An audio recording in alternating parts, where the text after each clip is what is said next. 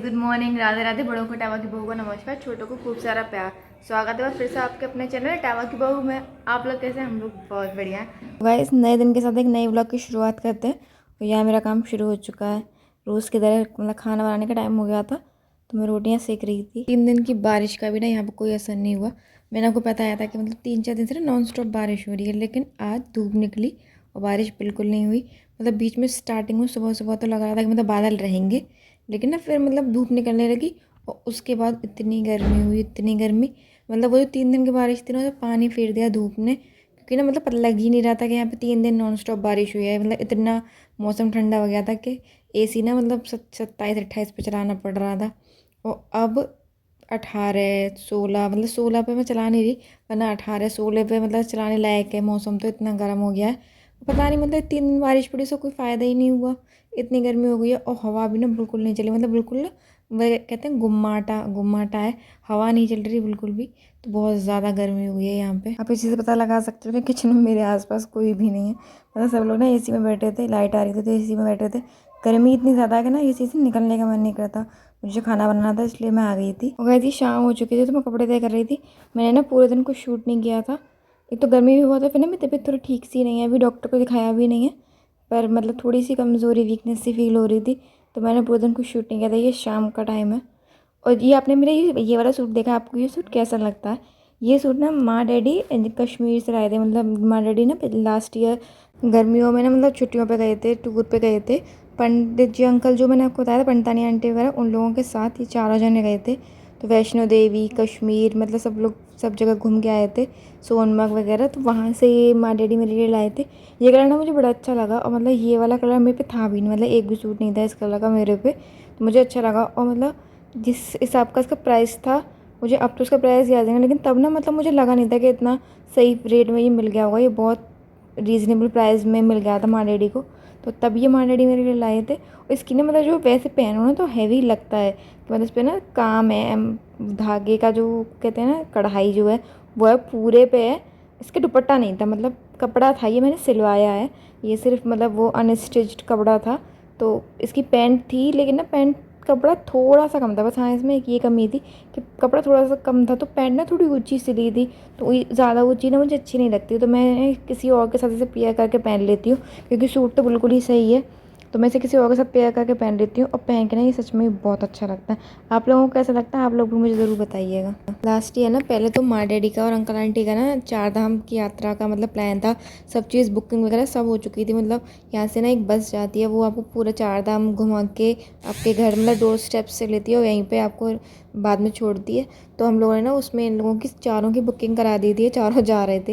लेकिन last year आपको याद होगा कि केदारनाथ, मतलब केदारनाथ के 4 धाम का क्या हाल हुआ था। मतलब इतनी भीड़ और इतनी ट्रैफिक और ये सब चीज़ें हुई थी ना। तो जब तक इनकी डेट जो मतलब फिक्स थी, यहाँ पे ना मतलब लॉट्स जाते हैं कि एक लॉट इतने दिन जाएगा, फिर उसको वो लौट के आएगा, तब दूसरा लॉट जाएगा। तो माँ डैडी का और अंकल आंटी का ना सेकंड लॉट में था जाने का प्लान। लेकिन फर्स्ट लॉट में ही इतना भगदड़ और इतनी सब चीज़ें हो गई थी कि हम लोगों ने ना एंड में कैंसिल करा दिया कि मतलब हम लोग नहीं भेजेंगे, चाहे पैसे चले जाएँ, क्योंकि हम लोगों ने बुकिंग दे दी थी। वो पहले कुछ एडवांस लेके जाते हैं बस वाले।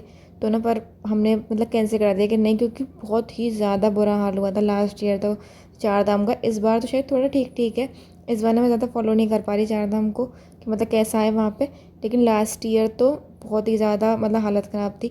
इस साल भी मतलब जो पंडित जी अंकल आंटी है ना, वो तो घूम आए हैं, मतलब अभी आए हैं वो लोग। अभी गए थे वो थोड़े दिनों पहले, तब मतलब वो आए हैं। लेकिन वो मतलब केदारनाथ की तो मुझे बता रहे थे, वो आंटी मिली थी मुझे बाहर घूमते में। तो आंटी केदारनाथ की तो बता रही थी कि वहाँ तो थोड़ा बुरा हाल है, कि मतलब घंटों लाइन में लगना पड़ा है। वो कह रही थी शायद सुबह 6 बजे लाइन में लगी थी, शायद वो उनको 4 बजे शाम को दर्शन मिले। मतलब वो नॉन स्टॉप इतनी देर खड़े रहे। तो और बारिश वगैरह भी हो रही थी ना, अब तो लैंडस्लाइड भी हो गई है वहाँ पे, रास्ते बंद हो गए हैं।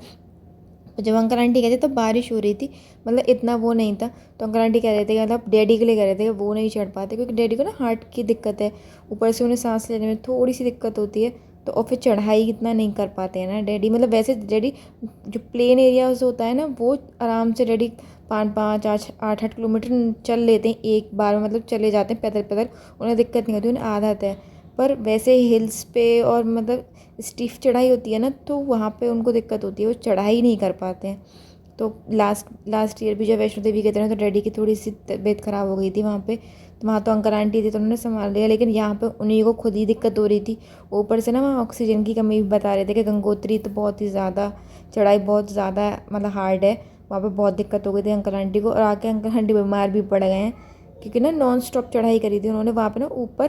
कह रहे थे कि रुकने का कोई सिस्टम नहीं है, मतलब या तो पहले से आप बुकिंग करके जाओ होटल्स की, तब तो आपको ठीक है, वरना ना वहाँ मतलब रुकने का कोई सिस्टम नहीं है। आपको जाना है, चढ़ के दर्शन करो और लौट के आओ। तो ये बहुत ज़्यादा हेक्टिक हो जाता है, और मतलब डैडी और अंकल आंटी की एज के हिसाब से तो बहुत ही ज़्यादा हो जाता है। तो इसलिए ना अंकल आंटी आके बीमार भी हो गए, क्योंकि सब चीज़ ना भाग दौड़ सी हो गई।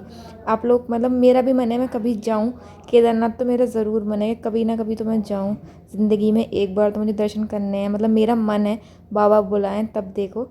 लेकिन आप लोग क्या हुआ हो, चार धाम की यात्रा कराए या फिर केदारनाथ गए हो, तो आप मुझे ना अपना एक्सपीरियंस ज़रूर कमेंट में बताइएगा कि आपको कैसा लगा वहाँ जाके। और गाइस आपने देखा होगा कि मैंने ना अभी रोटियाँ सेकी थी। डैडी को रोटियाँ खानी थी, मतलब उन्हें ना जो मूंग की दाल होती है, धोवा मूंग की दाल, वो बनवाई थी अपने लिए और रोटियाँ।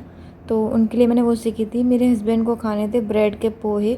मैंने पहले भी बताए हैं आपको, यहाँ पे ब्रेड के पोहे बनते हैं, अजीब अजीब चीज़ें बनती हैं यहाँ पे।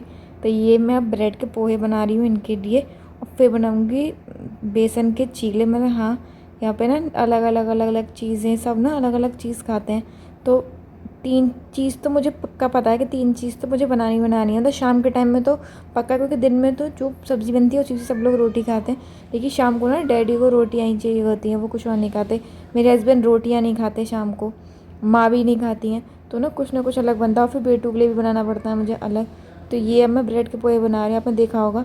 इसमें ना मतलब कुछ मैंने यहीं आके देखा है, मैंने पहले कभी देखा नहीं थे ब्रेड के पोहे, मैंने सुने भी यहीं आके पहली बार। इसमें ना कच्चे आलू जो होते हैं ना, छील के छोटे छोटे पीस कर लेती हूँ मैं, और उन्हें ना तल लेती हूँ, जैसे मूँगफलियाँ तलते हैं वैसे ही मैं उन्हें तल लेती हूँ।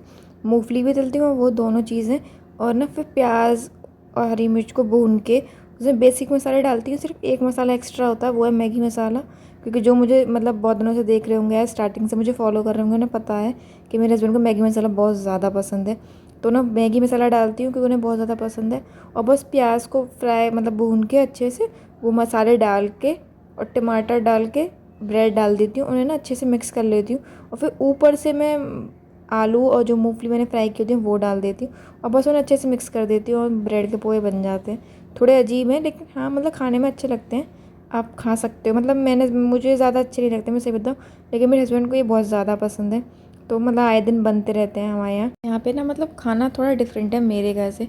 मैं कल ही मम्मी से बात कर रही थी फ़ोन पे, तो मैं कह रही थी मम्मी इस टाइम तो मक्के का आटा मिल नहीं रहा होगा। तो मम्मी कह रही कि नहीं इस टाइम नहीं मिल रहा, क्यों? तो मैं उनसे कह रही थी मैं मेरा ना मक्के की कचौड़ी बनती है, मेरी मम्मी बनाती है मक्के की कचौड़ी, बहुत टेस्टी बनाती है, बहुत ही ज़्यादा। तो मेरा ना वो खाने का मन है, मेरे यहाँ वो बनती ही नहीं है, यहाँ पे किसी को पता भी नहीं थी। मैंने एक बार ऐसे ही कहा कि मक्के की कचौड़ी बना रहे हैं, तो मतलब यहाँ पे किसी ने सुना भी नहीं था, बोली ये क्या होता है। तो फिर मैंने वो आइडिया ड्रॉप कर दिया, मैं रहने देते हैं, पता नहीं पसंद आएंगी कि नहीं। तो पर मैं मम्मी से कह रही थी मम्मी अगर मिल जाए ना मतलब मक्के का आटा, तो मम्मी कह रही थी कि रखा है, अगर मेरे मायके में मक्के की आटा होगा तो मैं आपको उसकी रेसिपी ज़रूर शेयर करूँगी आपसे कि मेरी मम्मी कैसे बनाती है मक्के की कचौड़ी। बहुत ज़्यादा टेस्टी होती है, मतलब बहुत ही ज़्यादा। ये सबसे पहली बार ना मेरी बुआ ने बना के दिखाई थी, मतलब मेरी मम्मी को। बुआ रक्षाबंधन पे आई थी तो वो ऐसे कहने लगी कि ला मक्के की कचौड़ी बनाती हूँ। उससे पहले ना मैंने भी नहीं सुना था, मतलब मेरे घर में भी नहीं बनी थी, तो फर्स्ट टाइम बुआ ने बनाई थी, और वो इतनी टेस्टी बनाई थी बुआ ने, बहुत ही ज़्यादा। मेरे पापा ना तला बना नहीं खाते, उन्हें सिर्फ मैंने एक थोड़ा टेस्ट करने के लिए दिया था। उसके बाद से मेरे पापा ने, एक यही तली हुई चीज़ है जो मतलब तेल में फ्राई होती है, जो पापा खा लेते हैं, वरना पापा और कुछ चीज़ पूड़ी पराठे मेरे पापा कभी नहीं खाते हैं। लेकिन एक यही चीज़ है जो पापा मन से खाते हैं, खुद कह के बनवाते हैं कि हाँ आज ये बना लो, मतलब वो बहुत ही टेस्टी होती हैं। अगर मुझे मक्के का आटा मिला मेरे मायके में तो मैं आपसे ज़रूर रेसिपी शेयर करूँगी, आप लोग भी बनाइएगा, बहुत अच्छी लगती हैं। और यहाँ पे अभी मेरे तीसरी डिनर की डिश बन रही है, ये चीला। आज मैंने बेसन का चीला बनाया, तो इसमें ना मैंने प्याज टमाटर डाला था बस, और नमक, हल्की सी मिर्च डाली थी बस, और कुछ नहीं, सादा बनाए थे मैंने, क्योंकि ना गर्मी बहुत है। मतलब 3 चीज़ है ना, और मेरे हस्बैंड मेरे से कह रहे थे, मतलब जब पोहे खा के आए तो उन्होंने मुझसे कहा कि अच्छे बने थे। तो मैंने नॉर्मली वैसे से कहा हाँ अच्छा ठीक है। तो उन्होंने बोले कि मतलब तुम्हारा मुंह ना अजीब सा हो रहा है। मैंने कहा क्यों? तो कह रहे थे कि तुम्हारे चेहरे पे हंसी नहीं है। मैंने कोई बताया कि इतनी गर्मी में कोई हंस हंस के काम कैसे करेगा। तो मैंने उनसे कहा, मैंने कहा नहीं वो पसीना वगैरह आ रहा है, गर्मी ज़्यादा है शायद, इसलिए मेरा चेहरा थोड़ा अजीब लग रहा है। मैंने, हो सकता है इस वजह से लग रहा हो। जब इस वीडियो को यहीं तक रखते हैं। अगर आपको मेरी वीडियो अच्छी लगे तो इसे लाइक कीजिएगा, चैनल को सब्सक्राइब कीजिएगा और एक कमेंट जरूर कीजिएगा। तो मिलते हैं अगले ब्लॉग में, तब तक के लिए नमस्कार।